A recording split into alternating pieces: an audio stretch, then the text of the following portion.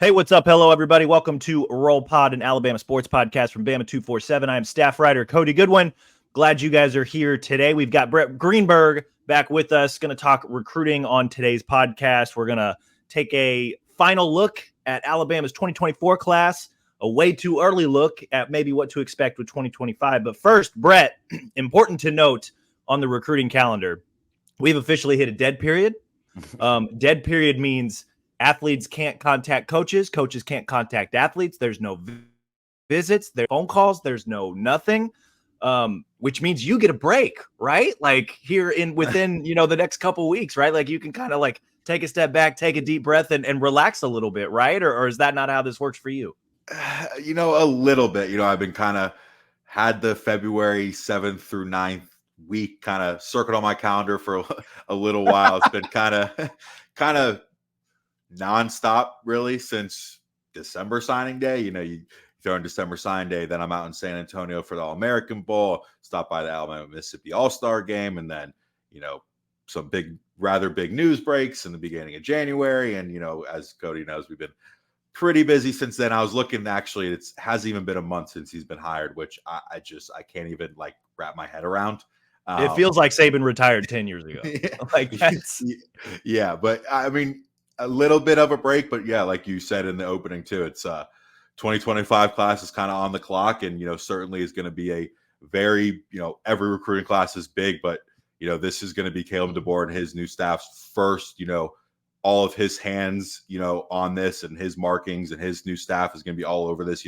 Obviously he came in and did wonderful job with adding a couple additions, and we'll get to those guys later, but a lot of that was Nick Saban's work, kind of Nick Saban's parting gifts, if you will. So it's going to be a very important class for Caleb DeBoer to establish himself, and it's going to be interesting to see how it works out. And one thing I will say is it's February, we have a long way to go. Even if guys are committed right now, we have a long way to go.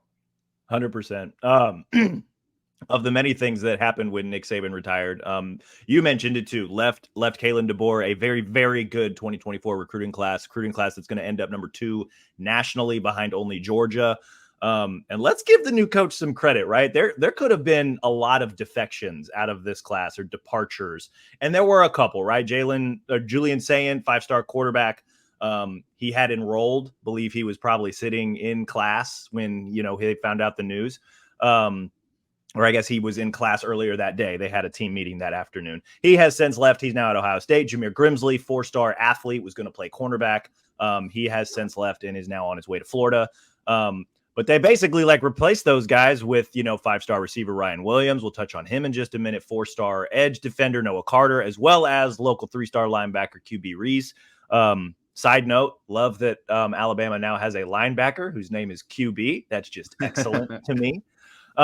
So I think there's a lot of credit that goes to, DeBoer and his staff for being able to retain as much of this 2024 class as they did. I mean, they virtually kept the entire thing intact and then kind of added their own twist on things, which is what I wanted to get to at the beginning of today's pod. Ryan Williams, 5-star receiver out of Saraland, officially signed, official was in your headline. Signing ceremony on Wednesday morning. You and virtually every other media member, every other outlet in the state that covers Alabama was on hand for this one. I feel bad for the other Saraland athletes that were signing because I'm not sure that anybody really gave them any sort of notoriety outside of the AD when he was giving the speech earlier. But Ryan Williams officially pen to paper. He's officially a member of the Alabama football program. Brett, you were there on Wednesday. Just what was it like? What was it like talking to him? What'd you hear from him? What was kind of your takeaway from the morning? Yeah, you've had so many conversations with the kid. I kind of was driving down from Atlanta Mobile, and I'm thinking to myself, like, what's kind of the angle here? Where do I want to go with this? Because, as most guys or Bama 247 subscribers know, I did how the coaching staff convinced him, and what the high school coach said, and what his parents said, and what he said, and so on and so forth. So I was kind of interested to see what I wanted to do. But in talking with him, it kind of just fell into the same thing of what explained the decision. And he kind of just doubled and tripled down on everything. It's just, and one thing I found interesting that he said was someone asked him, was Alabama always, was anybody other school really had a chance? And he said no, whether, that's truthful or not, but he said no, Alabama is, Alabama was Alabama. They knew he was going to get Nick Saban was going to get a good coach. He had confidence in Nick Saban. He talked with Nick Saban throughout, the whole process, as Nick Saban probably talked with many other people as well. And he got, and talked about on this before and reported multiple times, but got on that unofficial visit, talk with Coach DeBoer, talk with Coach Jamarcus Shepard, wide receivers coach, who, by the way, every guy you talk to right now, it seems like Shep brings unlimited energy to the facility. It's kind of just flips a switch on you. And a lot of the junior day visitors we talked to, we can get into that later, but very high on him. But he took him on an official visit, then gets him for his official visit, that weekend, recommits 3 days later, shuts down his recruitment, says no more Auburn visit. And as I was driving down there, I was like, there's still a chance, it's never official, again, officially official. So, that was part of my, thought process as well. But, talking with him, it was like, it wasn't even a question. He knew Nick Saban was going to get the right guy in the door. He just had to meet him one time, and that's all it took. And, it's just, you talk to him and he was like, I'm just so relieved it's done. I asked him, what are the emotions? He said, ecstatic, amazing, beautiful, incredible, all these things. But, I asked him what the next few months look like. And he said, I'll take a little bit of a break, but, it's going to get real interesting, these next couple months for him to get back in the gym and put on some weight to, when he gets to Tuscaloosa in late May to be, in the best shape possible to be an early contributor, which a lot of people think he can be. But overall, yeah, again, it was a great ceremony. He's just such a great kid. He's always, every time you talk with the kid, he's very, thoughtful, gives, good responses. And, even after ceremonies and award ceremonies, he's there, 1-2 hours, even after, talking to media, giving them their one-on-one, talking to local TV and things like that. But again, sound like a broken record, but what Nick Saban did with him, of course, Nick Saban, the recruiter, everybody knows what he did, but what Caleb DeBoer and this new staff did is just, it's remarkable, quite frankly, because, you and I have talked, and you talk to people around the industry. I thought it was a, foregone conclusion he was headed to Auburn, and I said it too. You don't blame the guy. I mean, a lot of these guys, were recruited by staff that were no longer there. So again, it's just a great job by the staff, and very, very impressive. 100%. I have two trains of thought there. First, I imagine a huge part of the recruiting, the official visit for Ryan Williams when he was in Tuscaloosa, was just new receivers coach Jamarcus Shepard pointing to the latest NFL draft board and saying, yeah, Rome Odunze, yeah, Jalen Polk, those were my guys. That's what I did. We can do that with you too.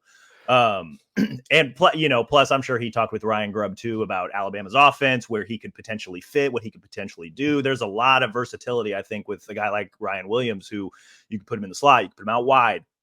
Obviously, he needs to put on a little bit of weight because he's kind of a string bean right now. But, you get him up to that 185, 190.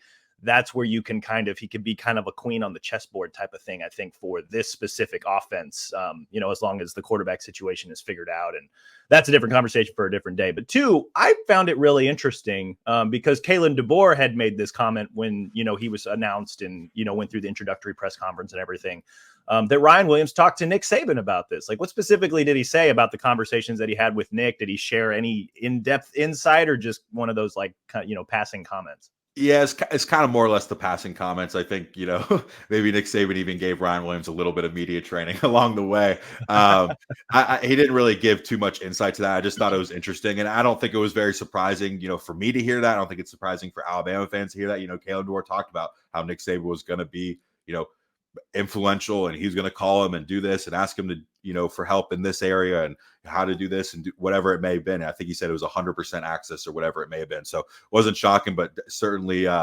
interesting about it. And, one thing also that Ryan Williams was talking about was just how he just loved Kalen DeBoer just from the jump. Like, he just, it was just a match kind of made in heaven, so to speak, for he talked about he wouldn't want to play for any other coach other than Nick Saban, obviously. So I again, sound like a broken record, but it's just what the job that staff did and Coach Shep did is pretty impressive. And I asked him, what you hit on there is, that versatility in the offense. And I asked him, most guys who watch him at Saraland, he was, returning kicks, returning punts. He was, in motion, in the slot, out wide, outside the numbers, like you were saying. He said, he had those conversations. Those were part of the conversations he had on his visits. And that was one thing he was, not assured, but like, hey, we're going to use you wherever we can. we are better with you when you have the ball in your hand. So I think that was a big part. And then again, you're one of your guys, Jalen Mbakwe, he talked about him again. He said, he deserves #1 recruiter type thing. I believe they're going to be roommates. Don't quote me on that, but those are two 5-stars that are two of the best on either side of the ball. And Jalen Mbakwe is certainly pretty impressive on offense as well. 100%. One thing that is interesting, Ryan Williams is not enrolling until May, right? So he might be a little behind the 8 ball. I imagine Ryan Grubb probably got him a copy of the playbook so that he can start studying, so that when he shows up, he will be as much up to speed as possible. But if he is not up to speed enough to maybe be week 1 in the offense, like you mentioned, that versatility, not just using him anywhere within the offense, but being able to return kicks and punts, right? Like if that's something, if that's a way to get him on the field so that he can experience game speed a little bit quicker, that might help with his adjustment and his acclimation. And that's another thing that this new coaching staff has been very, very good about. We're going to ease these guys in. A guy like Jeremy Bernard, for example, we think there's going to be a pretty big role for him in Alabama's offense. He was kind of receiver 4/5 in Washington's offense last year, but returned a lot of kicks, returned a lot of punts. They found ways to make sure that guy got the ball in his hands. So I imagine that, as Ryan Williams continues to grow and develop, they're going to find ways to do that similarly. Ryan Williams was not the only 2024 guy that signed this week. Also had Noah Carter, 4-star edge, and also QB Reese, 3-star linebacker. I know you talked to Reese's mom. I know his recruitment was a little goofy, but it sounds like everything was put to rest a little bit when they were able to meet the new coaching staff. He was able to sign kind of to polish off the 2024 class. What'd you kind of learn about his recruitment and what he seems like? He's a player that's got a pretty high ceiling, and they feel confident that this staff can maybe get the most out of this kid. What all did you learn about QB Reese this week? Yeah, first off, I think people, and sometimes rightfully so, go straight to the rankings and say, who is this kid, type of thing. And he's a 3-star, blah, blah, blah. The kid, I've watched multiple times, can flat out tackle. He can flat out fly. I think he's a guy. He fits the mold of that Kane Womack type of defense. I think he's going to be, I'm not saying he's going to play freshman year, but I think he's a guy that can certainly contribute down the road. But yeah, it was a little bit of an interesting recruitment. Like you said, he ended up committing to Alabama in September. Didn't hear any much word beyond that. So, kind of started digging and things like that. Then the coaching change happens. And then you look on Twitter and Coach DeBoer and Coach Kane Womack are in Birmingham at a training center talking with QB Reese and his family and sharing, hey, we still want you. We want you on scholarship. I talked to QB after that. It's just an honor to be part of this, Alabama football family, in-state kid, just loves football. I know all these guys love football, but you can just kind of tell sometimes with certain players. Just the prerequisite if you want to play D1 ball, right? Yeah, but just like you can just like straight as an arrow, raised the right way, classroom comes first. And and talking to his parents too, or his mother, excuse me, they took an official visit. I believe it was during the junior day. Again, people who are committed can take another official visit with the head coaching change, and they were kind of just again, they were familiar with the facilities, they were familiar with the training staff and the education department. Just through all the visits, they just wanted to meet these coaches and like any mother would, is my kid going to be okay in this, new program? Are these people going to take care of me? And she was talking about how it's just a collaborative effort. It was, they were never with one coach. It was also always multiple coaches, multiple conversations with Coach Kalen DeBoer, and that family. I would love to spend a day with them. They just seem like winners. Like they just, the way she, Mrs. Reese talked was just like kind of inspiring. Kind of wanted me to run through a brick wall. Just kind of talk about how, his upbringing and how, just how he's trying to make a name for himself and things like that. It was just very interesting. But again, I think it was kind of shows Coach Kalen DeBoer talking about how you hear Coach Kalen DeBoer and the word genuine and, great person and things like that. And, it kind of right there is kind of a prime example of that. And again, I think, you look at the stars, but I really like QB Reese, 150 plus tackles last year, 6 forced fumbles, couple interceptions, can kind of just fly around. So it'd be interesting to see where he ends up. Yeah, very, very versatile type. I like among the things that he does, to maybe help with his football. This is a guy that runs sprints in track and field, right? The 1, the 2, the 4, and he also throws the shot put. Like that is not That's an interesting combination of like track and field like skill sets. The other interesting thing too that I think maybe helped a little bit was that not long after he was offered by Alabama last year, he was offered by South Alabama as well. So I imagine that familiarity with Kane Womack probably helped out quite a bit. I'm sure that Kane gets, they haven't officially announced it yet, but Kane signs whatever it is he signed to officially become Alabama's defensive coordinator. They probably, I don't want to say they beelined for Ramsey, but I'm sure that was pretty high on their priority list to be like, look, we got to go talk to this kid. We got to make sure that we can get him locked down and add him to 2024. And they were able to do that. So excited to see another local in-state kid, join the program. It's always kind of fun when, the kids grow up watching those guys and then they become, part of that same program.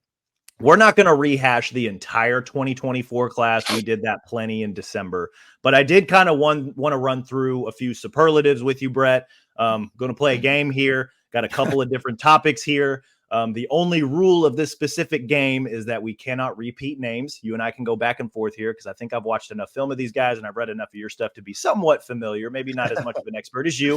But we're going to look at the 2024 class. And we're going to guess or, project, I suppose, who we think is most likely to play early. Who do we think has the highest upside? And then by the end of their Alabama careers, who we think is the offensive and defensive MVP. So we're going to start the most likely to play early of Alabama's 2024 class. Who do you think will see the field first? I can only give you one name. Correct? One name? One name. One name. But okay. You're not going to. Here's the thing. Whatever name you choose, you then cannot use him for the next three topics. Ooh, okay. All right. Most likely to play early. I'm going to go Jalen Mbakwe.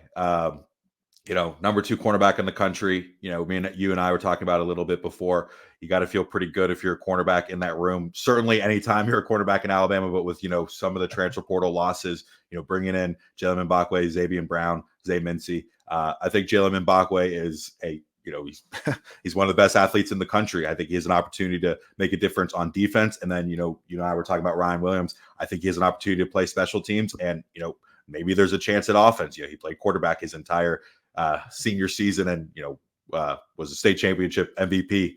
So he had a pretty good year. I'm going to go with Jalen Mbakwe. You stole my answer. Yes, I'm also choosing Jalen Mbakwe. I think just given the nature of the cornerback room, there were a lot of departures through the transfer portal after Nick Saban left. Understandably so, right? Because he is kind of he was basically the defensive backs coach throughout his 2 decades at Alabama, which opened up the door for a lot of these cornerbacks, right? Like Alabama 2024 class, 3 5-star defensive backs, right? Mbakwe, Brown, Zay Mincy. I think all those guys could potentially be in the mix to play early, but I think Mbakwe is probably going to lead the charge. He's a guy that's already there, already studying the playbook. Sounds like him and Kane Womack are kicking it off. So I think, you look at the state of, who's going to start where in the secondary. Malachi Moore is going to be there. Damani Jackson is going to be there. He was a transfer from USC. Otherwise, Devonta Smith is coming back, having to pull up the depth chart, quote unquote, that we've kind of kept track of. Jaleel Hurley at corner.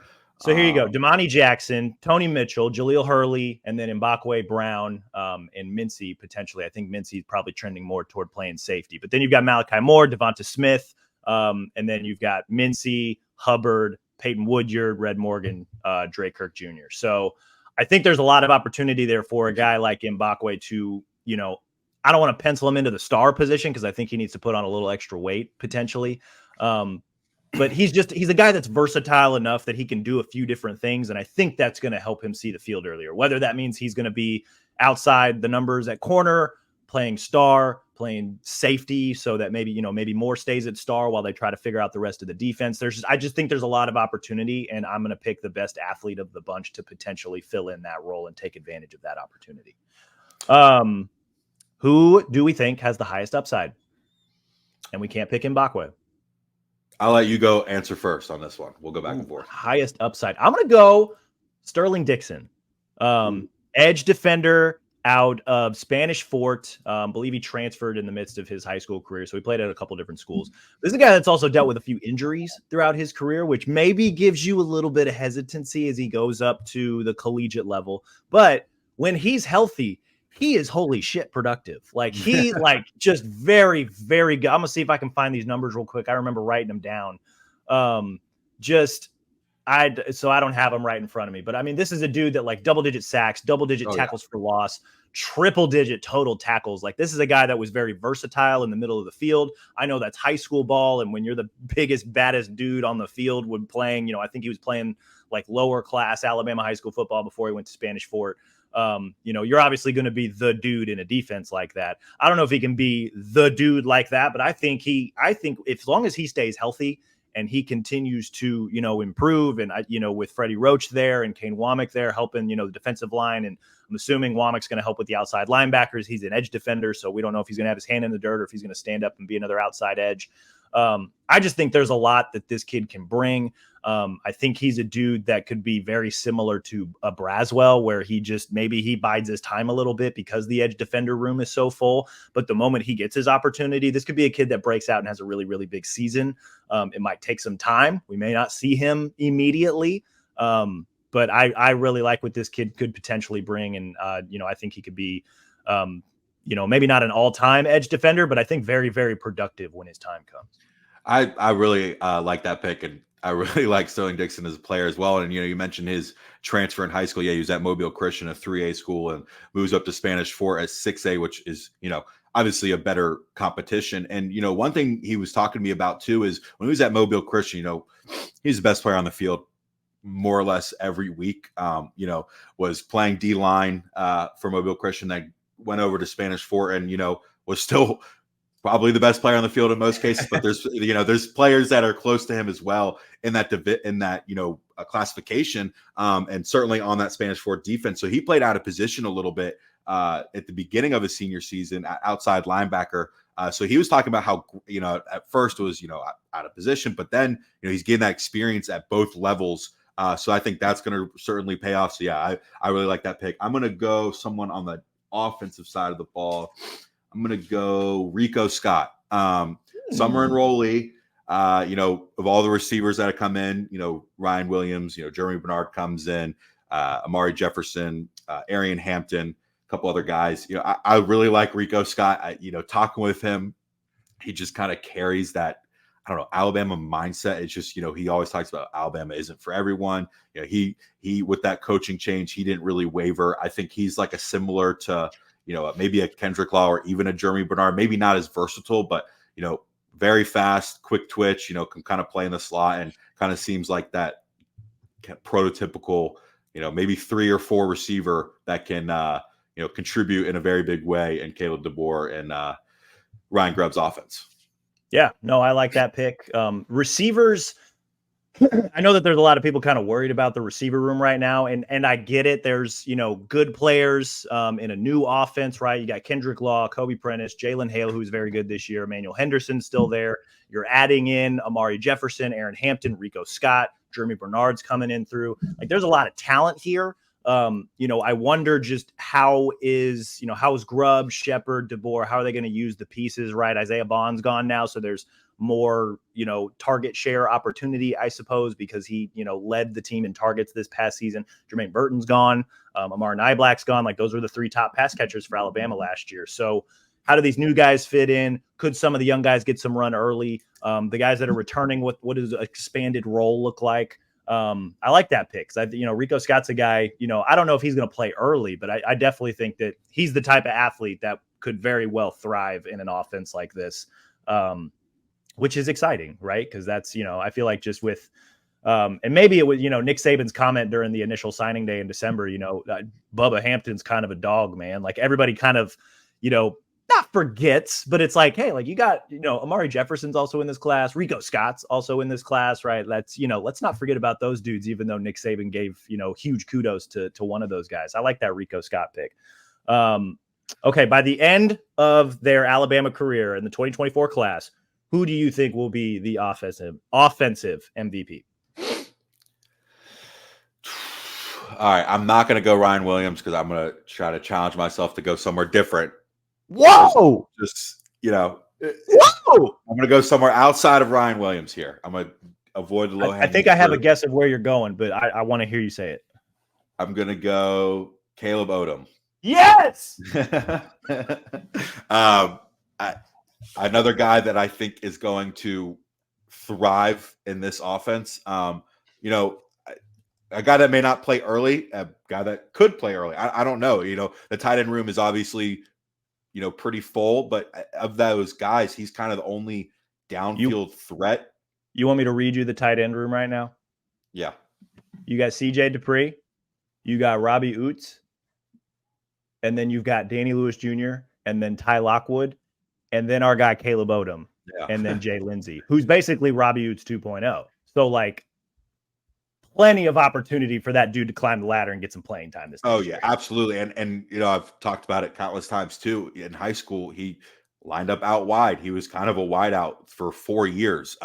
And I wouldn't be shocked if maybe that's the case. He's a guy that's kind of a mismatch. You know, you look at the receiver room, there's not really a guy that's huge. I mean, you know, you got Jalen Hale, who's pretty big, but, you know, they don't have 6'5", 215 in that receiver room. Right. And, you know, I don't know what Rome Odunze or all those guys' measurements were, but I know they were fairly big dudes as well. But I think Caleb Odom is a guy that eventually is going to be a very, very, very good player for Alabama. And real quick, I just want to hit on as well what Caleb DeBoer was able to do with him is to keep him was impressive as well, because, you know, Joe Cox, his tight end coach that he talked so highly about for multiple months, leaves and takes the job at Ole Miss. Ole Miss was kind of his runner-up. He was seriously considering Ole Miss all throughout the fall, took an official visit, took an unofficial visit. So, you know, just another good job by Caleb DeBoer. I don't know what they're saying to these kids, but this 2024 class, you know, I talked about in the summer, just seemed like,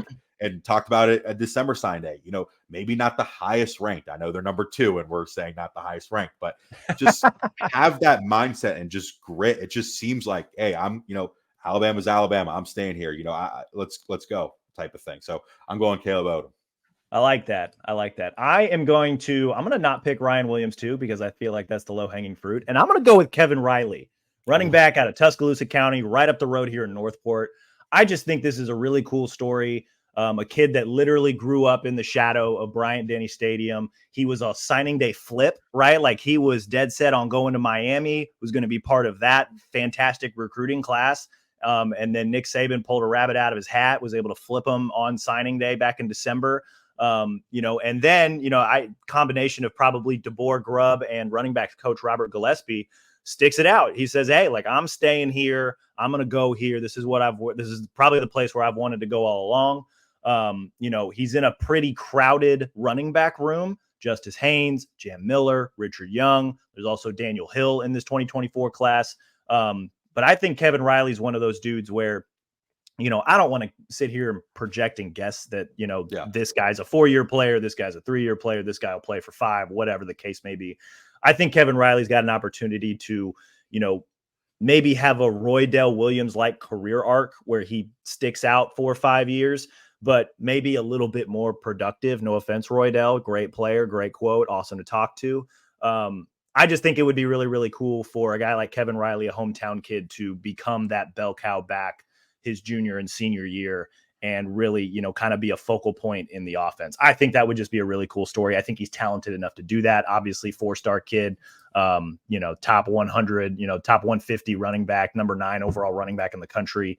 In an offense like this, right, you know, now he gets to play for, you know, Ryan Grubb, Kalen DeBoer, which, you know, a lot of love went to Penix and Adunze and Polk and McMillan in the pass game, but very quietly, Washington's running back, like, their run game was very, very good, right? Like, their running back, Dylan Johnson, led the SEC in total rushing yards last year. I think finished 2nd rushing yards per game. Like, there's going to be a lot of opportunity for these running backs. And so long as this staff stays in place, I think Kevin Riley could really benefit down the road. I think that'd be really fun. Yeah, I like that pick. I think you said it all. I think it speaks to, again, Caleb DeBoer's smart moves in a little less than a month, keeping Robert Gillespie big. I think, you know, already seeing kind of some big payoffs here, and, you know, talk with 2025 guys as well. Who do you think will be the defensive MVP of the 2024 class when their careers are all said and done? I'm gonna go Zay Mincy.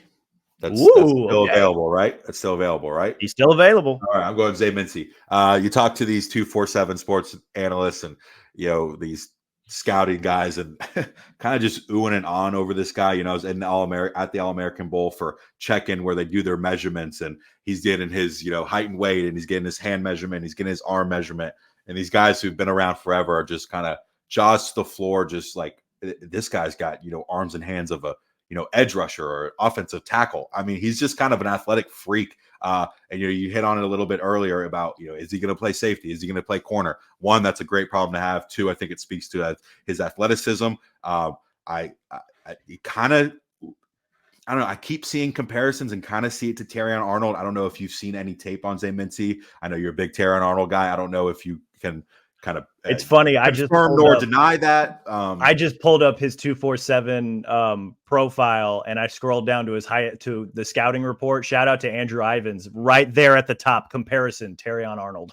Yeah, there you go. Yeah, it's almost like me and Andrew Ivins have some conversations. But yeah, I'm gonna go Mincy. I think his versatility, and again, if you don't know where he's gonna play, but he's a 5-star, it's a great problem to have.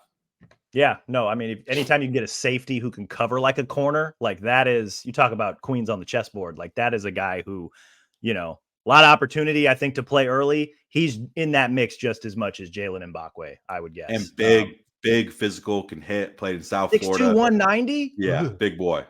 Yeah. That's before the college weight room gets a hold of him too. Like that's get ready for that. He may be 205 by now. He's been there for a little bit. He's gonna be a thumper sooner rather than later. Oh yeah, I'm excited. I'm gonna go with Xavier Brown. I like my corners. I like my outside corners. I'm a big fan of Mbakwe, and I think he, projected right to be the best of the bunch. Look at what the scouts are saying, what you've been saying, what the rankings say. I really like Xavier Brown. Maybe not the most fluid type of athlete, but very technically sound, not afraid to use his hands. He finds a way to just stay in receivers' pockets the entire way through. We'll see if that ultimately translates. I think it will. I think athleticism is something that you can maybe teach a little bit at the collegiate level, but technique is a lot harder to kind of instill in some of these guys, and he's got those traits. So again, a lot of high-level DBs, 3-5 stars, a lot of opportunity to potentially play. I'd throw Brown in that mix as well, right? If Damani Jackson's not getting the job done, hey, bro, there's a 5-star right behind you that's hot on your tail. You better keep it up, right? So I really like Xavier Brown. I think he's a dude that could, I don't know if he's one of those 3 years and done, but definitely he's got pro potential. You look at his scouting report. It's Greg Biggins, who, he takes care of the West Coast for us, really likes this guy. I've only had one conversation with Biggins, and Brown came up immediately, and I'm not sure that we were even talking recruiting. So like that's how high I know other people are on this guy. I've watched a lot of his film. I'm very excited to see him in Tuscaloosa. And I think he could end up being very, very good. Obviously, I think he's going to be the defensive MVP. I got one more. I got a curveball for you just to make sure that we can mention this guy. Who do we think out of the 2024 class is going to be the first to score a touchdown? So that means you have someone in mind. If you're Ryan Williams. Why? I'm just kidding. I'm going Bubba Hampton. I like that. Bubba Hampton. I'm okay with that. Ryan, you're my guy. You're my guy. I know I haven't picked you a couple of times, but I'm your guy. Come on. I figured Ryan Williams is just gonna, unless maybe Mbakwe is the punt returner in week 1, or maybe he has a pick 6, or Brown, or Mincy has a pick 6 or something like that, or I don't know. Like I just, who's going to score first? There's a lot of options there on the table, and we're a ways out from seeing these guys, officially in the program. But that was fun. That was 2024. We're signed, sealed, delivered. Those guys are part of the program now. I'm going to cede the floor to you now, Brett, because I know that 2025 guys officially on the clock this week. Literally today, right after, signing day was yesterday, Wednesday. We're recording this on Thursday morning. 2025 guys are on the clock. I know that before this dead period started, Alabama hosted a monster junior day where they had a lot of 4- and 5-star 2025 guys. on campus. I know that when Nick Saban retired, right, like that was an important day because after Nick Saban retired, Alabama's 2025 class, basically like all those guys more or less decommitted, right? Like that they're basically starting from scratch 2025. You alluded to this earlier in the show that the 2025 class is really going to be DeBoer's first as Alabama's head coach. And the early returns, based on everything you've been writing over the last week or so, the junior day was a hit. Like they made a really strong impression on a lot of high level recruits. What can you tell us about junior day? What can you tell us about some of the 2025 targets? Just what are maybe some of the way too early names to watch, things to know when it comes to Alabama and how they're, approaching 2025? Yeah, I think, for starters, with that junior day, I think we confirmed 45 plus names. I think there was even more. That's a hell of a cookout. Not a whole lot of elite top end talents. But I do want to say, like, a lot of these elite top end talents have had visits scheduled for, this was the final weekend. So a lot of these guys were getting in to see, maybe some schools they have a little bit of better relationship right now. And that's, no knock to the coaching staff. The coaching staff hasn't even been here for a month, like I was saying earlier. But to get 45 guys and even more on campus is impressive in itself. And, you talk to multiple people, had reactions on Bama 247 the last couple of days and the last, week or so.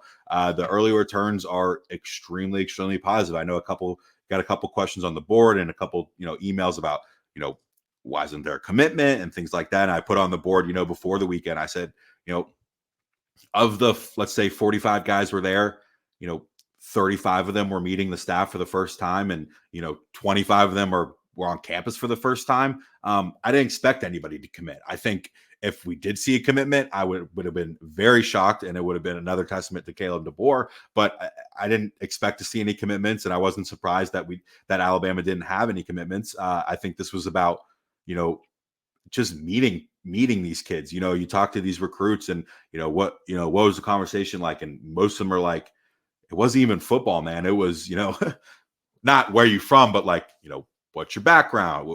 Here's a little bit about me. Caleb DeBoer talking about, how, here's my plan to keep the program like this. And just the early returns are, they're genuine guys. There's, multiple coaches around me at all times. The energies in the building is high.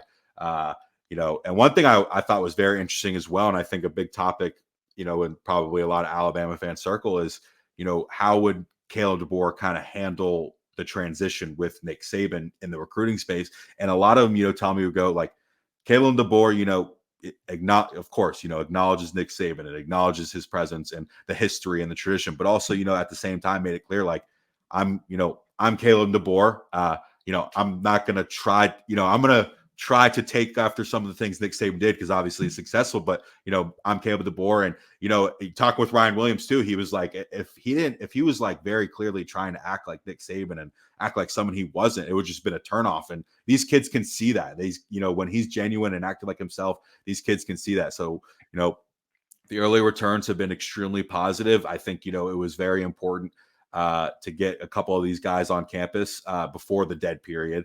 I had a good piece on, Bama 247, I think a couple of days ago, just a couple names that I think Alabama's done a good job with in a very limited time. A couple of those guys have maybe committed elsewhere or, recently decommitted from, schools or things like that. But again, I think Alabama has done a good job. It's going to be, interesting to see how quickly they get these guys back on campus. A lot of these people have expressed interest to get back in the spring. I think that's where you're going to see, even more offers, maybe even some commitments and some, more and more return visitors as guys get on campus and, work out. And, these next month at the dead period, this coaching staff, maybe gets to take a little bit of a sigh.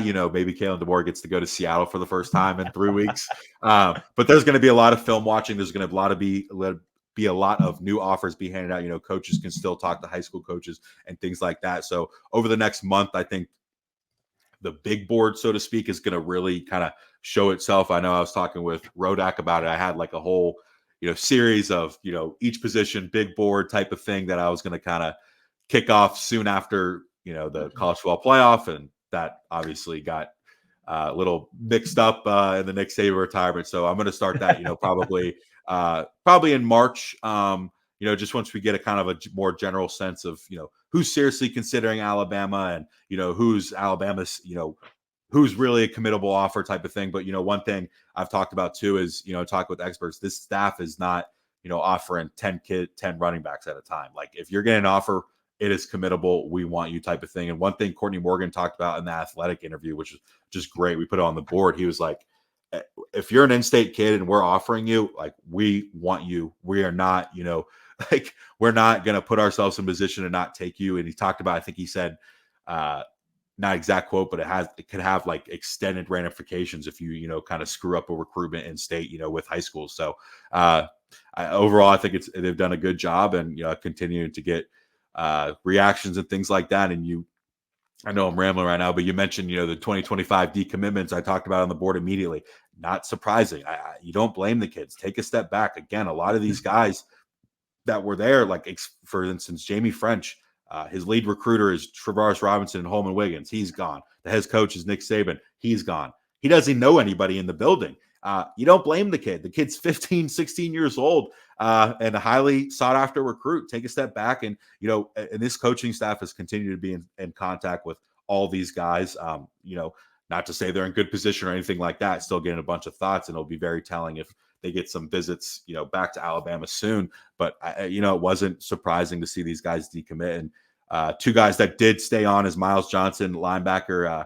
He was supposed to be for junior day. I don't think he ended up making it, but I believe he's still committed to Alabama. Anthony Rogers was there, number one running back.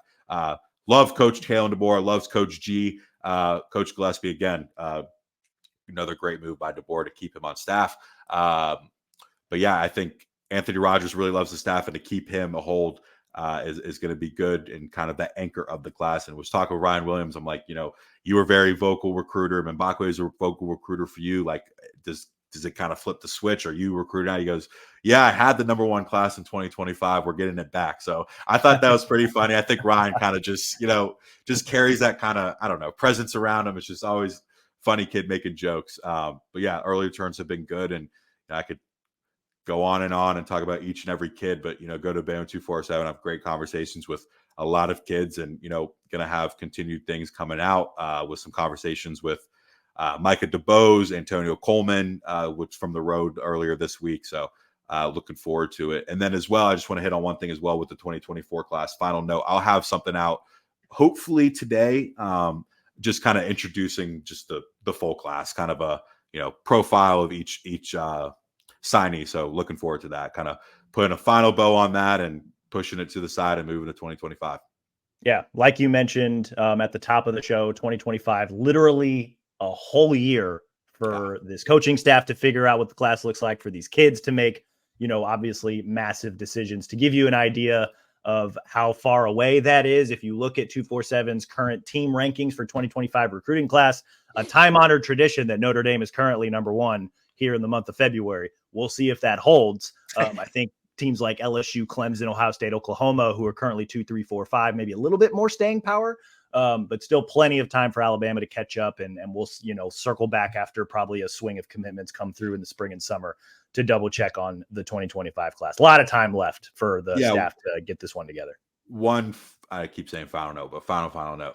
I think Alabama fans have got pretty accustomed to, Nick Saban and his recruitment. I think it's going to be new for all of us. I just wanted to say that, like, you look at, where Alabama's ranked, and, you looked at where Alabama's ranked in, March of last year, and he ends up at number 2. And, you kind of had that Nick Saban factor of, Nick Saban doesn't really have to turn on until he has to go on the road. And we saw that in 2024. So it's going to be interesting. I don't know if Kalen DeBoer has that much power. We'll see.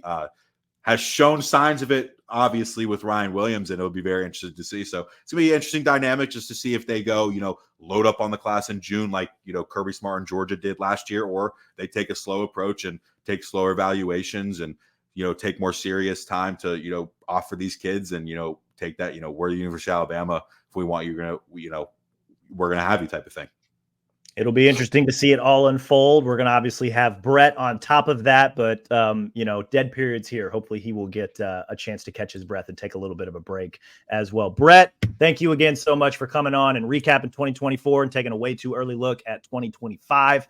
We'll be back sometime next week, probably discuss maybe some hoops, maybe a way too early look at spring ball. We're still trying to figure out what these podcasts look like week to week. But in the meantime, though, be sure to rate and review the show wherever you listen to your podcast, Apple, Stitcher, Spotify, even our Bama 247 YouTube page. Subscribe to Bama 247 and 247 Sports. Believe we're still running a special because we're always running a special, 60% off an annual VIP membership. Believe it comes out to about $43 for the entire year. You can get all of Brett's expert recruiting knowledge for just $43 for the entire year on our Bama 247 website and on the board. Thank you, Brett, again for joining us. Thank you guys always for listening. We'll talk again soon.